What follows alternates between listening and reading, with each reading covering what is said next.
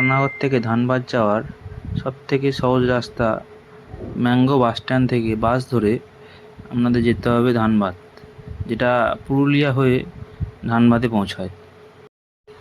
আপনাদের যেতে প্রায় 5 থেকে 6 ঘন্টা টাইম লাগবে। যাওয়ার সময় দেখতে পাবেন চারিপাশে সুন্দর সুন্দর দৃশ্য, পাহাড়, জঙ্গল, রাস্তা।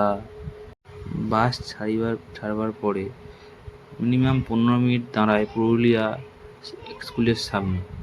ওখানে আপনারা টিফিন করে নিতে পারেন। প্রায় 15 মিনিট দাঁড়ায় বাসটা। আর যদি টাটানগরে সস্তায় কিছু হোটেল খুঁজতে চান, তাহলে সাকচি মোড়ে এসে আশেপাশে প্রচুর সস্তার হোটেল পাওয়া যায়, যেটা 500 থেকে শুরু হয়ে 1000, 1200, 6000।